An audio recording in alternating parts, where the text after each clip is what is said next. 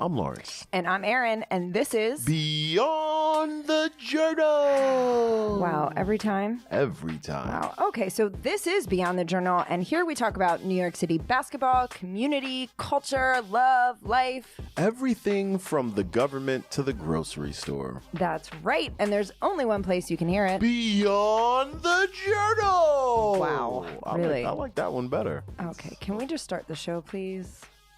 It's so obnoxious. You mean you're so obnoxious? Yeah, my own voice. That's so obnoxious. Not in an annoying way, but like, what a dork, right? I like it, though. I like it. At least you're admitting it. I don't mind being a dork. Own it. Hello, everybody, and Hello. welcome back. Finally. Yes, finally. It's been a minute. It has always been too long since the last time. I know, but it's summer and it's street ball, and we didn't have it last year. So it's like there are not enough hours in the day between attending games and then our own children's games. Man. I had 7 games last weekend. Dylan had 7 games. Yikes. 3 on Saturday, 4 on Sunday. I was like, what? Yo, your whole day is gone. No, legit and gone. not only is the day gone, your energy is depleted because you're sitting in the sun anyway. No, it was beautiful last weekend. So you're right. It wasn't bad. And so I absolutely loved it. Now I couldn't do that every weekend, but it was fun because the team is evolving. That was exciting for me to watch. And you know what the other cool thing was? I haven't spoken to you at all, so we haven't caught up, but we played another team. I think they're called like Whiz Kids, an AAU team, and it was an awesome battle. Just like back and forth, back and forth, back and forth. And our parents were sitting next to their parents. We were all cheering, but giving props when other kids made good moves, high-fiving, laughing, joking. And I said to them after the game, I thanked them. I said, this is what youth sports should be. Yeah. We just want to see the kids win. It doesn't matter what the final score is. Yes, of course, it's always nice to win.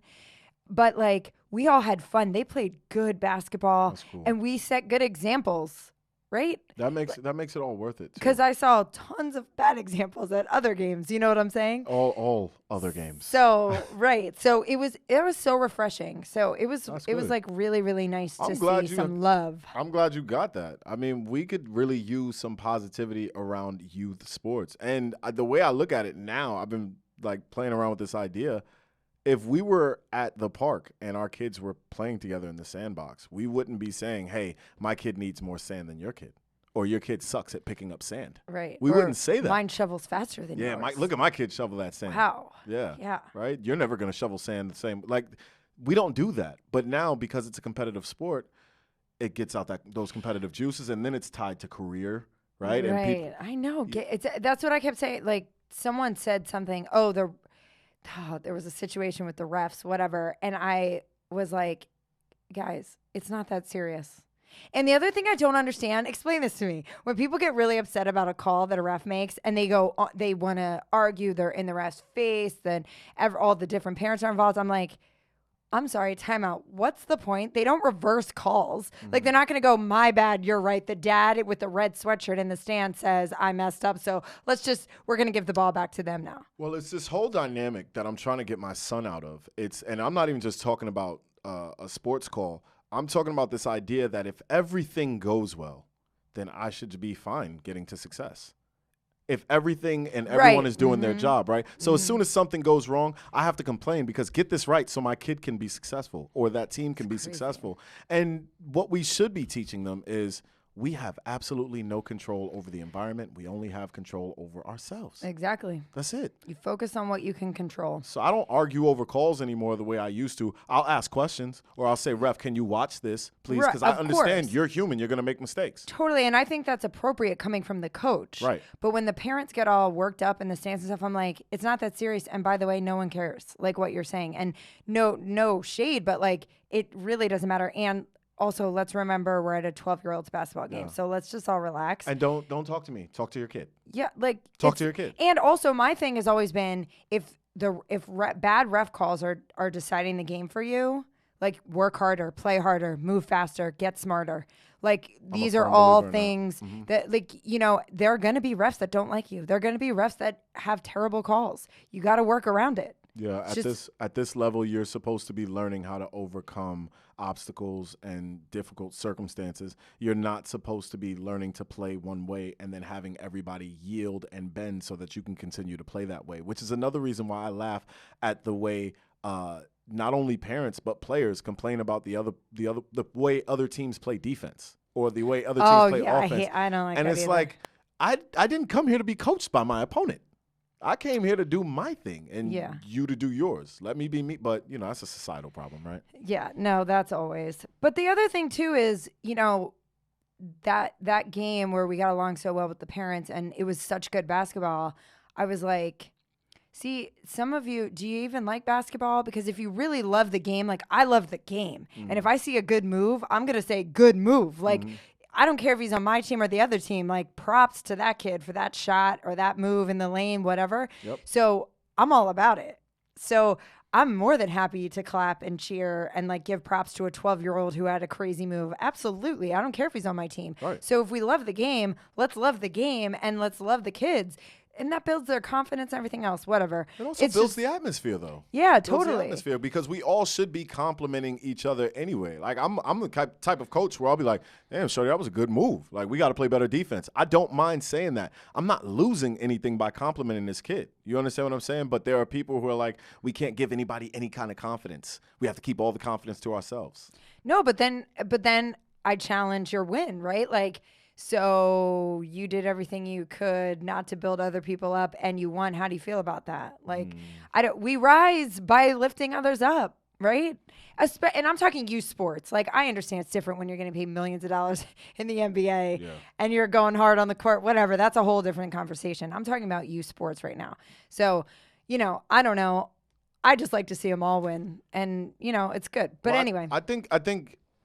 Do you mind if we bring up SpookyNook then? Yeah, no, I think think it's yeah. It's a good place time. to talk about the unfortunate event that happened. Was it this past weekend or was it the weekend before? It was this past weekend, yes. Yeah. Big tournament. A lot of our guys were up there, our younger guys from New York. And the people were trampled. There was a scare that there was going to be like a mass shooting again. And it was an argument between people and, you know, a fight broke out, of course. But still. Youth sports. And mind you, why did we put these kids into these sports? So that they wouldn't do or be around that stuff, right? We don't want them around the violence. We don't want them around like people going crazy and getting trampled. We want them in a safe environment. So you're tainting the safe environment now because you want to come at the game differently. And because why? Because you're parents and you're in the stands. I mean, I don't know if they were parents. I don't know who they were. I don't know all the details. But you and I have seen parents get into it at games and tournaments that we've been at. And it's like, so your ego was triggered, and this is really about you. This isn't about your kid. This is about you. Or you have a problem with the ref, or you have a problem with the way a coach or another play. I get all of that, but to me, I don't know. I mean, listen, everybody handles things differently, but I just feel like when we act this way, we take the attention away from the kids and what, like you said, what we're trying to instill in them. And it's just sad. It just makes me sad. It is. And it's sad not only as a parent, it's sad as a basketball fan. It's sad as a member of the community. We're running out of spaces to raise our children is almost how it feels. And I hate to sound dramatic, but when you think about the way the world, not the world, like people have squeezed this environment to make it smaller and smaller so that it only produces one type of thing, we're running out of spaces to raise our children. And our children are just going to turn into just products of this environment. And I hate to think of it that way. So I am formally asking everyone, if you have an issue with a parent, a coach, a referee, even a player on another team, especially if you're an adult, walk away. Walk away, please. And I'm not saying I've always been the best at walking away in my life, because I know I loved fighting.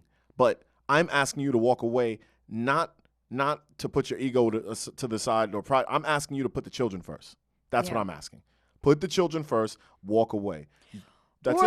Or yes to all of that. And if it is something serious or something that really does concern you for your child, for the well-being, or for whatever, your child's career, future, whatever it may be, take a walk, take some deep breaths, and then go have a difficult conversation. Mm-hmm. You know what I'm saying? Let's not do it while this is all easier said than done. I know in the heat of the moment, it's very challenging to control yourself. And yeah, I was at Nationals, and I saw a guy sitting out in the hallway, and I was like, yo, I'm out. I'll see you later.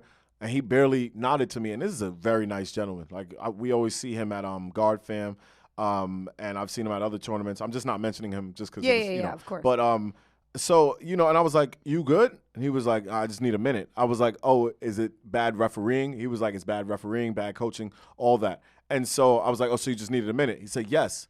And I said, I literally said, I really appreciate you taking this minute, because you could have done so many other things with the way you're feeling, especially having your child out there. And his child was on the court at the time. He's still outside of the gym. He needed a minute. That's difficult, but it's possible. It's very difficult, but his level of self-awareness is very high. So props to him for doing that, because it really is easier said than done unless you're truly working on it. It's a work in progress. Yeah. And it's a journey, but I don't know. I get it, especially when your babies are involved, right? You're heated. Mama bear, Papa bear comes right on out. I get it because I'm there. I get it. But I'm always the one in the middle trying to break it up. I probably have no business being there. You don't. I can't help it. It drives me nuts. I can't help it. I hate to see people fight. I'm the same way when it comes to correcting things and helping people and building spaces. I want to get in there, and I get it. I just think it is highly important that we also understand that a place like SpookyNook is a big arena for youth sports. And if it's a big arena for youth sports, we already have the A+. We can only fail here by doing something stupid. You feel me? Yeah. Like, that's a great arena. Let's not ruin that and put our egos in front of, or put our interactions with other people in front of what's most important. Let's not do that, please, anymore. I'm just asking. All right. Anyway, we didn't even talk about how we were or anything. How are we? How are you? Listen, it has been interesting. Yeah. Since I almost went viral for the wrong reason. Why? I had well, I know why, but tell everyone else why. I will tell you why. I had an unfortunate run-in with one of my close friends' neighbors. My sons and I were waiting. I was dropping them off with my friend so that they could go to camp.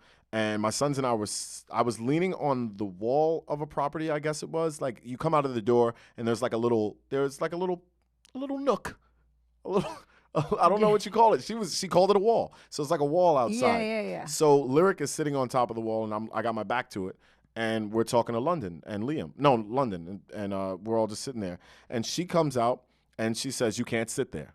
That's private property." I look at Lyric. Lyric gets up. We start moving, and she goes, "And who do you think you are to sit there?"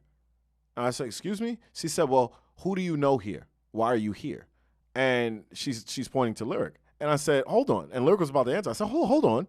You don't have to answer that. Yeah. I said, "Miss, we've moved. What else do you need? I just want to know who you're here with, because you can't just be sitting on people's property." And I said, "Miss, please stop talking to me. This is over. We've moved. We have no further, you're not going to interrogate us, and I definitely am not going to be lectured." And then she got aggressive with me and was like, "Oh, so you don't want to have this conversation?" and started to approach me. So I pulled out my camera, and I was like, we're not doing this. We're not doing this. I don't even understand what is this we're doing. She goes off, and even on camera, tries to antagonize me, and then calls the police on me. And as she's calling the police, or as she's speaking to the police, she's trying to get the police to hurry up, telling them I'm aggressive, that I won't allow her mother out of the building, and that I have a knife on me. So that I'm black. So crazy. Yes, of course. I was going to say, you forgot the most important part. Yeah. And that was only what I caught on camera. There was way more. Yeah, I'm sure. Including the fact that she told me that she hopes I show up to the hospital that she works in with COVID, and that nobody helps me, so I die. All of this for that? Beautiful. Lovely. Called my son's gang members? What? What? You know, it's oh, that man, you know how sad that Where made are me. we? Where are we? So sad. And this is on the other side of my life, right? This is calm me. This is positive me. This is peaceful me. So I'm talking to this lady and I'm fielding it. And I'm not trying to, but like. No, I have to say, I saw a brief little bit clip of the video that you showed me. I was shocked, literally, at how calm you were. I was shocked. And I was so happy and proud of you that you were able to remain so calm in that situation, because that's the best thing that you can be. Because when you, at least you were very like rational, you were very calm, and you were just fielding what was coming at you. You were responding, you weren't reacting. Right. And I'm huge about that. Yes. I preach about that all the time. So that was really amazing to see, because even though I preach about it all the time and I meditate all the time, I don't know that I like.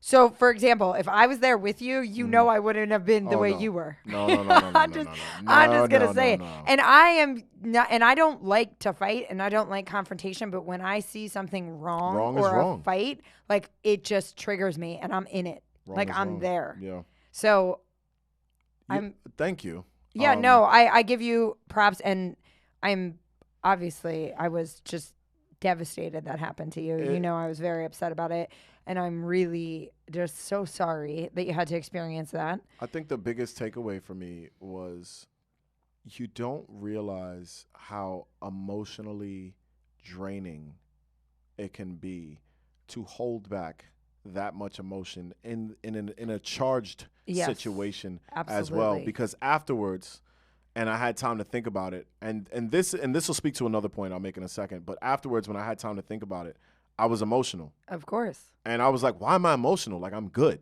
No. But I don't even know if it was that my feelings were hurt.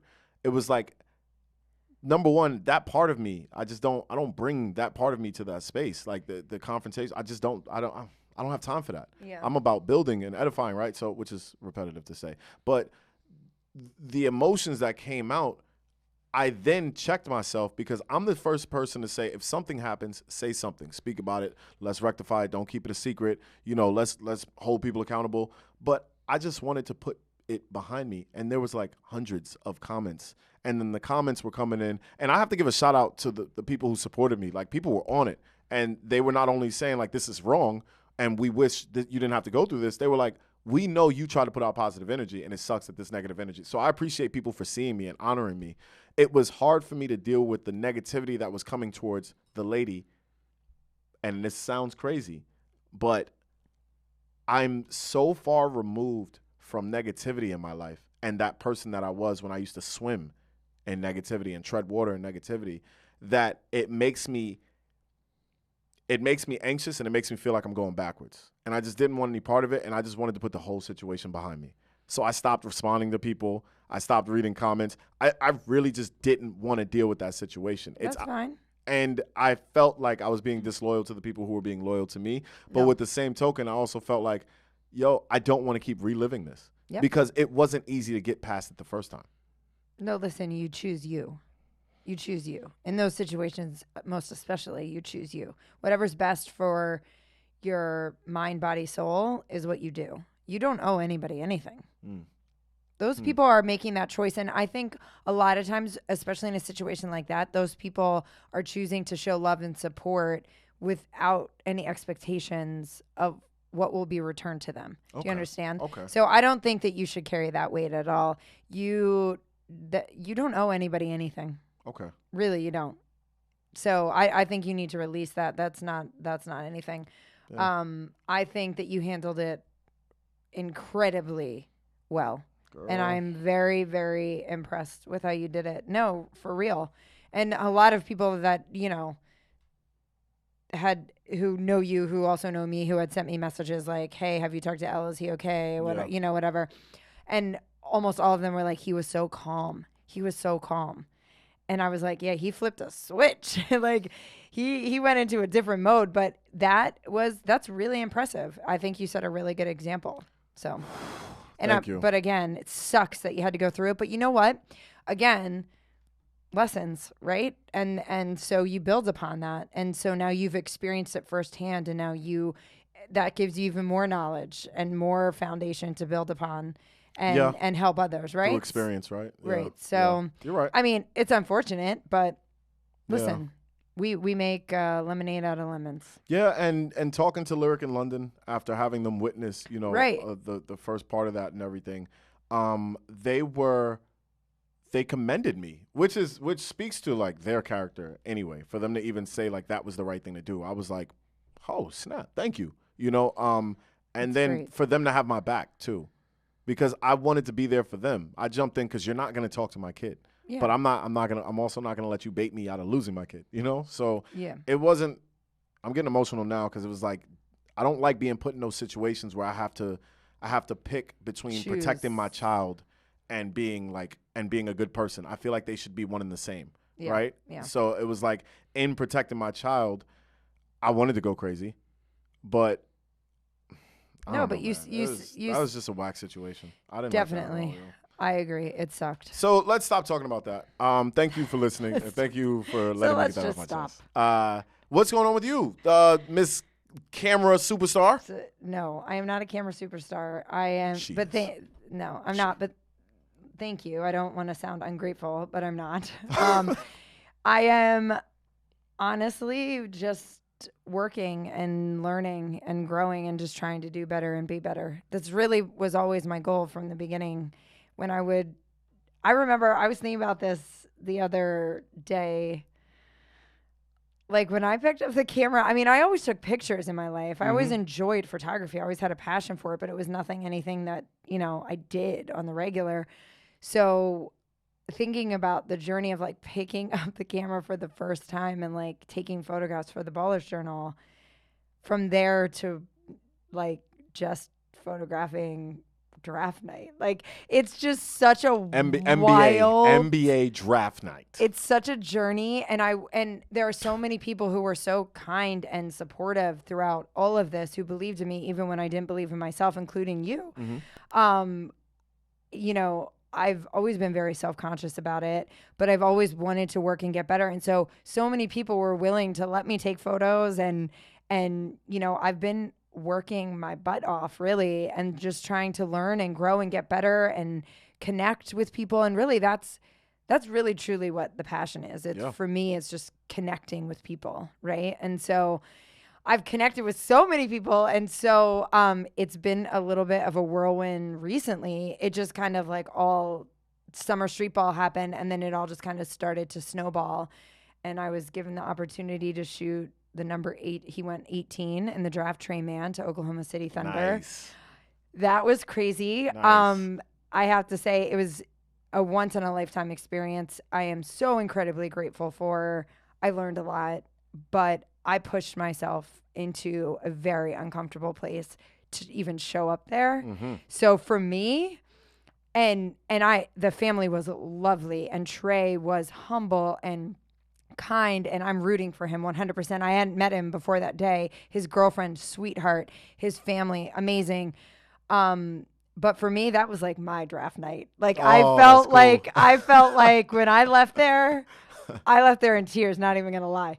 I was like, whoa, like you pushed yourself and overcame so many internal obstacles to even walk in that space. And then to be able, I was so nervous about the shot, right? Because like you can't get that moment back. Yep. That's it. So if you like, what if someone steps in front of me? What if it's blurry? There's a million things going through my head.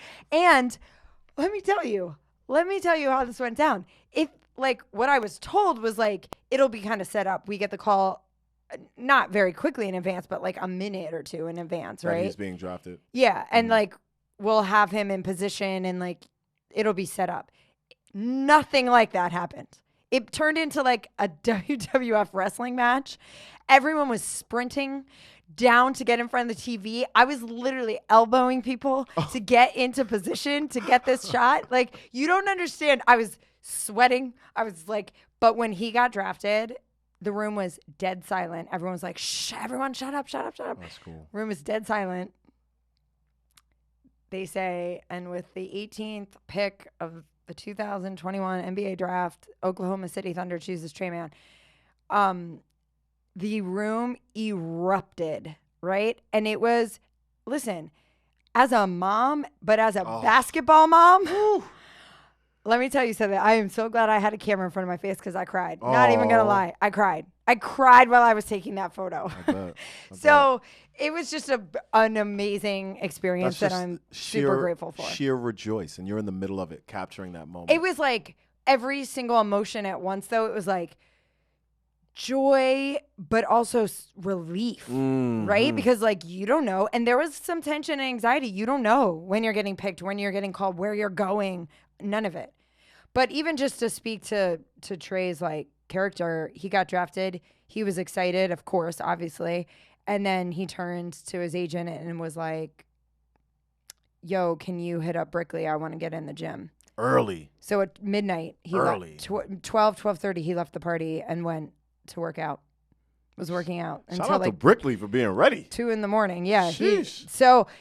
This is a business. This is crazy. Yeah. But I learned so much, and so it was exciting and whatever. But so that was crazy, and what a journey it has been. But also, I need to shout out all of the amazing street ball, all of the people who, I stop by and show love to, LES Express and BG for always having my back. Obviously Dykeman, Westforth, Rucker, Mousy, and China. Everybody, New York City is just love, man. This summer has been awesome. So, and, for me, I know everybody cared about Melo being at Dykeman the other night, which is, of course, great. And he just got the news that he's going to LA. So everyone's really hype and excited. Congratulations, Melo. That's great. Word. No shade, Mello, but my guy is Kyle Cuff Jr. at Dykeman, and that was what I was all about. So, shout out to the Cuff family. Word. Kyle Sr., Kyle Jr., Mama Cuff, they are so kind. Just good people, man. Humble, amazing people. Kyle puts up with my psychotic fangirl ways. And I got, to watch him play. Let me tell you, I just love his game, and I think he did his thing. He's silky smooth. But his dad, I said to him, I was like, I took video, right? I wasn't even calm enough to take photos. I'm so excited that Kansas is finally representing in Dykeman, two of my favorite things in the world, right?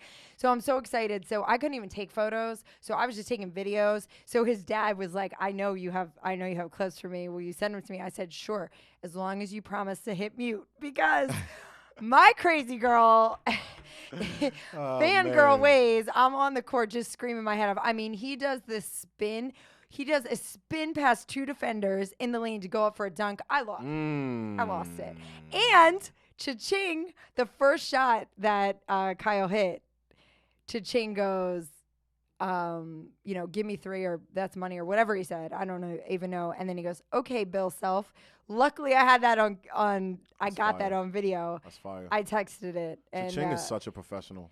Yo, he was calling stuff left and right. I was like, what's happening? You got a crystal ball? What's going on? He's gotten, and this is a little off topic, but shout out to Cha-ching because he is definitely taking the on-court commentary to another level with the way he brings about information, and he brings up like things that are about to happen, things that have happened, and he keeps you not only interested in the game itself, but the players and their journey on the way to the game. Big shout out to him. He's really revolutionized. And he's super entertaining, but you know what also is so fascinating about him, to me anyway, is his knowledge. Yeah. Like, he knows everybody and where they play and what they're, it's just, it's crazy. So props to Cha-ching.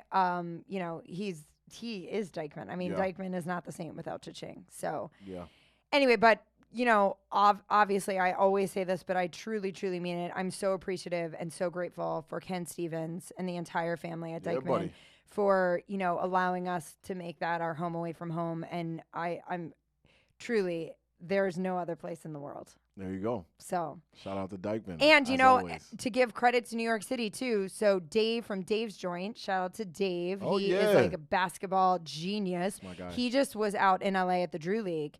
So I asked him, he showed up at Dykeman the other night. We were chatting about it. And I said, so how was it? And he said, I'll tell you this. The first thing he said, I'll tell you this. It's not New York. I said, what do you mean? He said, there is no energy. I said, really? What? He said, yeah. The Drew League? Yeah, he said, it is so different from New York City. So I like our vibe, New York. I like our vibe. Oh, okay. I'm sticking with the East Coast, baby. So you are not going with Russell and Carmelo to the Lakers? Because my boy Russ Westbrook is a Laker. I know how you feel about that. I'm not really a fan. I'm not a fan. I'm also just not a fan of this lineup. This is a lot. Who's going to get the ball? Okay, well, first of all, let's talk about a couple things about this lineup. Okay, so this is Bron doing Bron things. Okay, that's facts. So that's just like part of it. But my biggest question is, so we got to talk about the age component. So listen, I have a list here. Ages for next year's Lakers from the Bleacher Report. Melo's 37. Bron is 36. Dwight is 35. I'm not naming all of them. Russ is 32. AD is 28. Okay, and then Trevor Ariza is an important name, though, because just saying him, you know that not only is this guy old, but this guy's 36. been around the league. Like, he's been around. So, right. So we have experience, right? But we have a lot of superstars as well, right? Mm-hmm. But here's my question, because this seems to be the trend, right? Because we saw this last season with the Nets. Can they stay healthy? Well, that's the thing, because a lot of these guys are not signed up for career path contracts. They're signed up for like one-offs or two-offs, right? So the way injury plays a factor is very different, because we don't have a longevity perspective with you. We can't just say, okay, we'll chalk this season up, we'll see you next season. You've got to perform, and you've got to be there this season. So we can't, if I'm an owner, or if I'm a general manager, or whomever is in the front office, I can't sign guys unless I know for sure they're going to make it through the season. If we're signing them for a year and they're supposed to produce a chip, I'm not willing to take that risk, because that's a lot of money to put into the bucket to then lose that player, and we built an entire franchise around you. So looking at this lineup, you've done that several times, right? With Brooklyn, you've done that several times. You've built a franchise around guys who have not stayed healthy. And James Harden is just now showing that he's not healthy, right? But still, now you've got three superstars who are not healthy. So now I'm looking at Bron, who's going to be out. We know Bron's going to be out. Even if he's not hurt, he's going to be sitting. AD, even if he's not hurt, he's going to be sitting from time to time. Melo will play. Yeah. Melo plays. Dwight Howard plays. Trevor Ariza will play. Gasol, bruh, he's going to be playing like game on, game off. Like, you can't play him that often. He's a big body that's been playing for a long time, right? And then Russ scares me. Yeah. Because Russ's engine, it knows one speed. Mm-hmm. And his age, you can't play at that same speed your whole career, baby. Right. At least he's, like, on the younger side, though. I mean, compared to these guys. I'm not calling him young for NBA standards, but 32 is better than 37. But he's a Dwayne Wade kind of young, or an Allen Iverson kind of young, where yeah. y'all have put y'all body through the ringer, bouncing around amongst those trees down there. So here's the thing that's crazy to me. Like, I mean, in my opinion, I know they're superstars. I get it. But this is risky, in my opinion. I just feel like... Risky how? Like the age... staying healthy, playing time. And listen, you can bring a whole... I know Melo and Bron can play together. I mean, they've been playing together for years, right? Yeah. But there's... Just because you build a team of superstars doesn't mean you have chemistry. Doesn't mean that you can win the ring. I know Bron... So two things that I have to say. One is LeBron is hearing all of this. Mm-hmm. So he tweeted yesterday, keep talking about my squad, our personnel ages... the way he plays, I think he meant personnel ages, yeah. The way he plays, he stays injured. We're past our time in this league, et cetera, et cetera, et cetera. Do me one favor, please. And I mean, please, keep that same narrative energy when it begins. That's all I ask. Thank you. Love the confidence. Yep. Love it. Right? But here's my question. So Bron believes, of course he would, because you have to when you're Bron. He really wants this ring. How important is this ring, in your opinion? Just adding, I mean, why do we need a ring? Why? I think the ring, you're not going to like what I'm about to say. I think the ring. That's normal. Facts. I think the ring is validation for every decision he makes. Because he, for all intents and purposes, is a professional champion, is what I think he would call himself. Yeah. Right? Like, I think Kobe would call himself a professional champion. And so every decision I make, even the way I eat, the way I take care of my body, how much time I spend with my kids versus on the court, it's all geared towards how can I win this championship. So it's all for naught, right? But I also think, to speak to your question about risk, I also think that the owners and people in the front office, I don't think all of them are playing for championships. Some of them might be playing for sales, ticket sales, jersey sales, or all the other things that superstar players bring in, and you're bringing them into a large market like LA. So I don't think it's championship or bust. I think that's the surface of it. But I think underneath, this is a big money market deal. We're going to have everybody watching these games. So advertisers are going to want to show up, and we're going to get mad games on ESPN, ABC. Like, it's a business. It's a business. That's why you bring Russ with LeBron. I mean, there's tons of point guards that could have played on this team. You brought in Russell Westbrook. He's not going to fit like that. And maybe he might play unselfishly, a little more unselfishly than he usually does. And I don't even think he's that selfish. I just don't think his game is for everybody. I think you need to build a specific squad around Russ. And this ain't that. Yeah, but it's Braun. Because, like I said, it's Braun doing Braun things, and they all seem to yield to Braun. I think so. So that's what I'm excited about. I'm excited for Russ to learn from Braun. I think he has a lot to learn from LeBron, and I would love to see Russ humble enough to just, what's that? I want to see those moments where LeBron is pointing out and giving him tutelage, and Russ can turn into a completely different player. You're going to take a triple-double averager and make him an even better player? That's going to be awesome. He may not average a triple-double, but he's going to be a winner. It's going to be a cool transformation. We're going to see growth. And then all of Russell Westbrook's haters can shut up. And then some of them will be like, but you had to join LeBron, right? To do it. Oh, that's always going to be the narrative. Right. Like, oh, you couldn't do it on your own. Or with KD. But you did it with LeBron. Shout out to my man Escobar. He brought that up today. He didn't do it with KD, but he could do it with LeBron because KD said, I couldn't do it with Russ. But what if LeBron can do it with Russ? What does that say about you, KD? And, like, look who won. Giannis won. He didn't have a super team. But, so, I think more credit needs to be given to that. A lot of people were saying, well, it's because people couldn't stay healthy. Brooklyn should have been there, blah, blah, blah, all these things. But they weren't. So I don't want to hear. So I get it. But Giannis went off. Yo, Giannis, like, it wasn't like he did. He did. He better have. Right, exactly. But, like, let's not steal the thunder either from not having a super team and Giannis being who he is. And also his comment, I don't remember it exactly, but it was like, I don't care about being the superstar. I don't care about the super team. I want to play the game I love, get paid, and take care of my family and be with my family. That's my priority. I'm not here. And by the way, he's hilarious. Like, he's mad funny. Awesome. Just an awesome person. And then his whole family is all his brothers are playing. Like, it's just an awesome story. Really cool. He came from nothing. And, I always root for the underdog. So go ahead. And shout out to Middleton talking about underdogs. Oh my gosh. He showed up.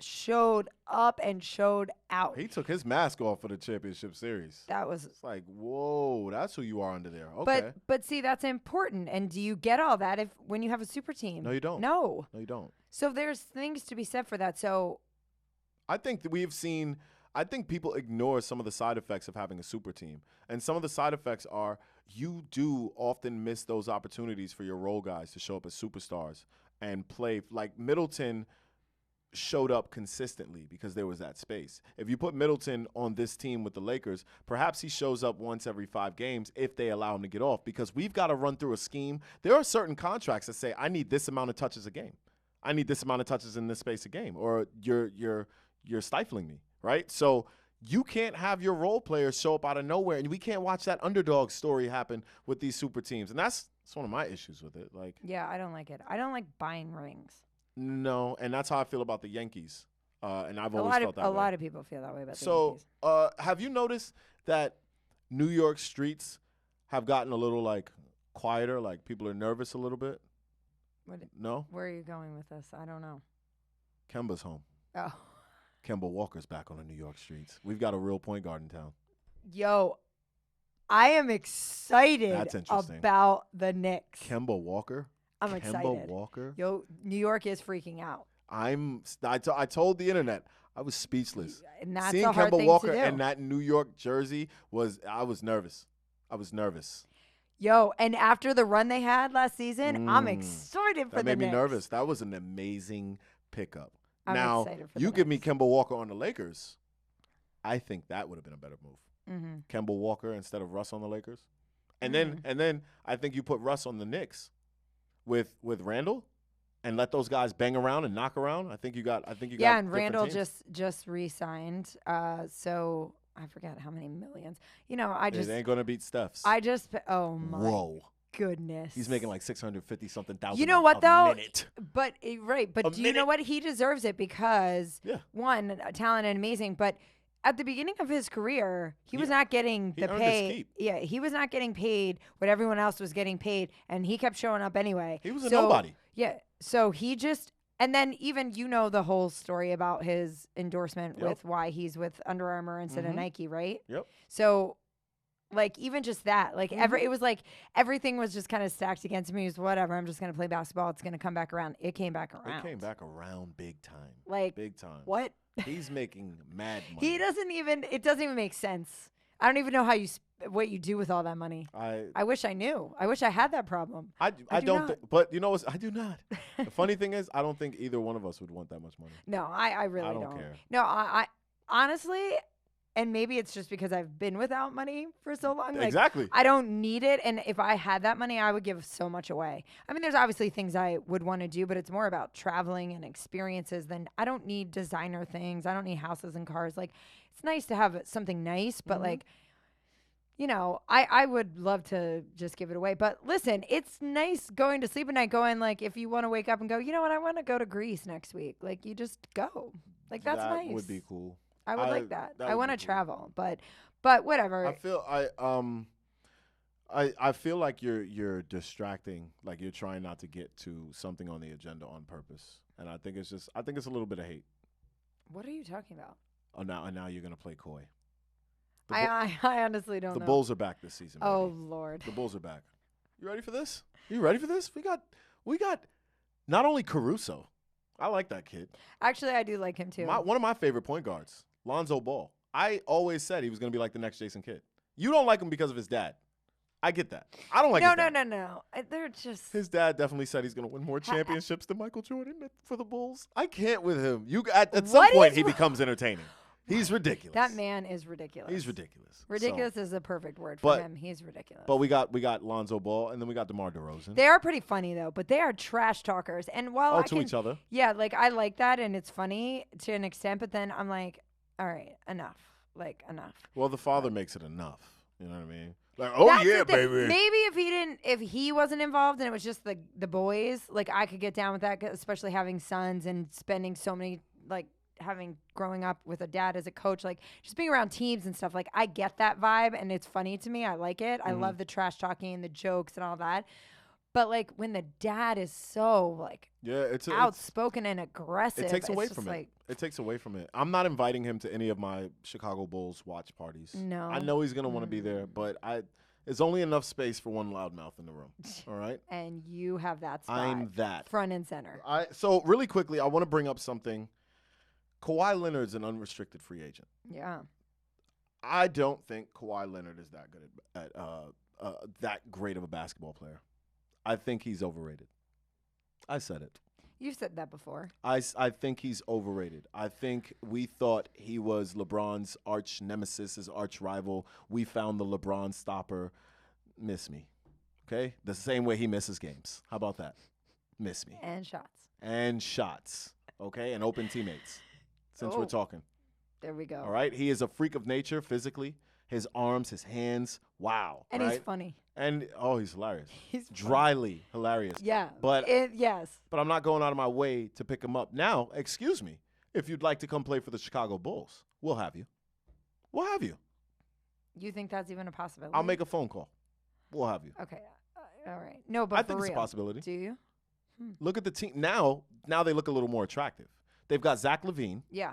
People are forgetting Zach's still there. Yeah. So they've got Zach LaVine, DeMar DeRozan. Yeah. They've got that kid from UNC, the point guard with the big hair. I forget his name, but he's Yeah. great ball player. Yeah. Now you got Caruso coming off the bench to back him up. Mm-hmm. They're going to battle in practice. You know, you still got Markkanen over there. You got I think Vuvacek. I mean, Yeah.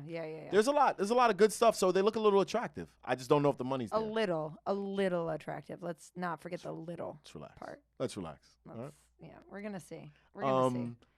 Other than that, And maybe I'm just gonna put this out there. I'm not going hard with it because if I choose any team, the Sixers come first, most especially because of Embiid, and then AI, and I'm from PA, so whatever. Sixers come first, but I think I might be kind of into the Knicks. Yeah, I could see that though. I think I kind of like them because you like the way they're balling. Like they play together. I like team hard. ball. They play hard. I like I just liked how they played last season, and I feel for the fans. I always feel for the fans. I want to see them win. I really want to see them win. So I think I'm going to go hard for them next season. Since they've seen some wins. Okay. It's been a long time. No. All right. No. So, yeah, shout out to Kawhi Leonard. Come to the Bulls. But other than that, I don't think you're a great player. I think you're decent. So can we talk about Simone Biles? We really don't have much time to talk about Simone Biles, but we can throw a few minutes in there, sure. I think, first of all, I'm proud of her. She's awesome. I'm proud of her. Amazing. It was a very difficult decision. We live in a construct where putting yourself first, it seems like treason, and it goes against the country, it goes against the market, it goes against business, it goes against etiquette, protocol, money. all of these things, right? And it's all because the money can't stop, so you can't stop. And she said, this is the largest stage in the world, and I am one of the largest athletes, and I am not well. And I do not want to desecrate this space nor my reputation, excuse me. So I'm going to bow out and let my teammates handle it. And you know what? That gives my teammates an opportunity to step up as teammates do when the star can't compete, right? And I think it's disgusting the way she got dragged. And I think it's also the past trying to hold on to the future, because those are old school ways. We don't need to run ourselves through the ringer. Nope. To compete like that anymore. It is understood that things happen, and we have run ourselves through the ringer for the dollar bill, for the sport, for everything.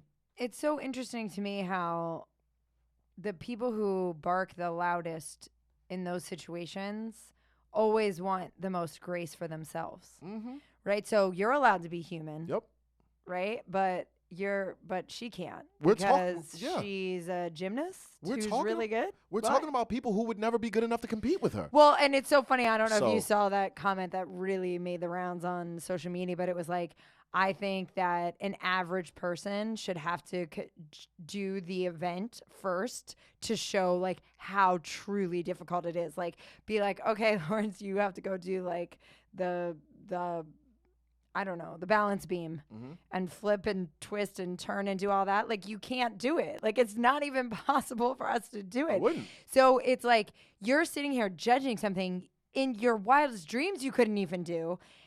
Throw in the pressure, the attention, the world watching.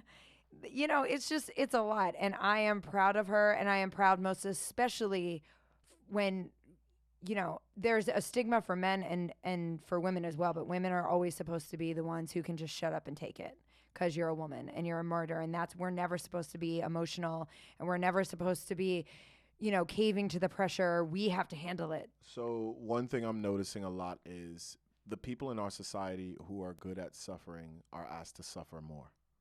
Yeah. Right? So women are naturally very good at fielding and then helping to cultivate and helping to grow and giving so much of themselves to the environment so that the environment can be great.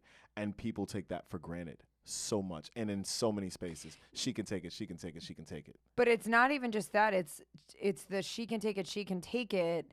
And then when she doesn't, it's like an uproar. And that is where I get triggered because I'm sick of it.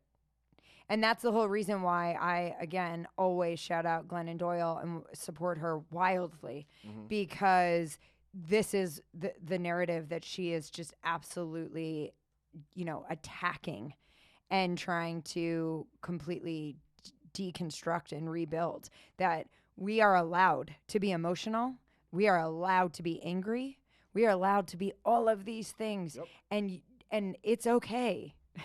And so I love that. And I love that she did that. And I have nothing but respect for her. And I wish her all the best. And I hope she continues to choose her over and over and over again in all the best ways for herself. Yeah, but in doing that for herself, she did a lot. For others. For some of these future gymnasts specifically. Because these gymnasts, and did we fail to mention this girl has been through some things? Yeah. Oh, yeah. Through the sport. Totally. Like, she's had some, assault issues on the sport, if you know what I mean, and she's still here alive and kicking. So whatever she has to do to get through, we need to step back and just allow Grace to be Grace. You know what I mean? And I love her confidence, too. I mean, she put a little goat on her leotard, and she was like, that's right, because I am. And she is. And she needs to own that. And that's another thing women don't always do. They don't own their greatness because we're not allowed to be that big and that loud and that great, And so I absolutely adore her and am proud of her. Not that I'm at her, but I'm really grateful as a woman as well that she stepped up and did that, because that is paving the path for the future for other women to choose themselves. I agree with you. And I think it's important. And that does not mean I don't think men should choose themselves either. I just want to throw that in there as a disclaimer. But we're speaking specifically about women right now. Yeah. And I just want to give a huge shout out to her as well. She taught me something, because and you know this, I'm constantly worried about my performance being up to par. And when my performance is not up to par, a par that is specifically dictated by the powers that be or the construct or my boss or my coach or whatever, when I don't meet that bar, I start to beat myself up more, right? And she didn't beat herself up. She stuck up for herself. She said, I'm not well and I need space. Yeah. Well, I'm sure she probably went through a lot of moments behind the scenes. The pressure of that decision must have been so enormous. I'm afraid to make that decision because then you have to be fearful of what you lose. Right? You might lose your opportunities and what you look, all of it. So if you really sit back and think about how the gravity of that decision, it was enormous. Please. So it's amazing that she did what she did, and I am a huge supporter. We have to wrap it up, and I know we usually do a quote, but I just want to take 1 second to shout out Gotham Podcast Studios because they take such good care of us here, and they understand we are human. Yes. Sometimes we're late. Not a lot of times, but Lawrence was late. And I just want this on the record that Lawrence was late. And not only was he a little late, he was a late. Wow. America. Big late. Wow. Big late. So this is now recorded in history because he hates being late. And I know he was so bothered by it. So that's why I'm just going to keep pushing that. So just in case you didn't hear me, Lawrence was late. Wow. But Gotham Podcast Studio is amazing. And it's such a great studio. Yeah. It always feels like family here. And so if you're looking for a place to record, please, please, please check them out.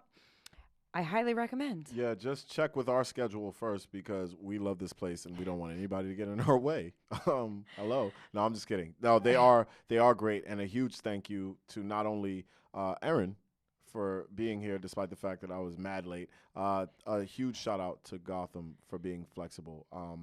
They really are great here, and it is like a whole community vibe. Yeah, here, not just with we've made Gotham. friends. Yeah, I have friends from recording here. Yep. Yeah, I feel like this. I feel like if the pandemic didn't happen, we were about to start a movement right here in Gotham. And I'm not being facetious. I'm not exaggerating. Yeah, the pandemic really messed. It really did because we were about to start, having podcast meetings and stuff like that. And what can we do to build a community? And now, yeah, I know it's a bummer, but we're gonna get back. We're gonna just it's baby steps, right? We're gonna get there. But anyway, we're just showing love to Gotham Podcast Studio. Check them out. Yeah. All right. So we always end the show with a quote, and Lawrence just took the liberty to make it his quote this week. It is my turn. Oh, is it? Yeah. See, it's been so long, I don't remember. It's but okay. Just go ahead and dial that back and say, I apologize for saying that. Thank you. Okay, my bad. My bad. I own it. I am so excited to hear your quote on your quote day. Let's go. I don't know if that was sarcasm. I'm so nervous to proceed. All right. All right. Here's how we're going out today. I wrote, the athlete is an artist and the art belongs to the artist. The definition and identification of art belongs to the artist, then the art, and never the critic. Criticism belongs to the critics, the way ugly belongs to a face. Thank you for tuning in. Who are you calling ugly? Who you calling ugly? I just need some clarification here. It's a lot of ugly people out there, let me tell you. Whew. All right. All right. Well, thank you for joining us on another episode of Beyonnnd The Journalll. Take us out, Erin. Take us out, Erin. Goodbye. Thanks for being here. I'm not saying anything. You just did. No more. That was more. It's a wrap. Cut us off. Because we're going to keep going. That never ends. That never ends.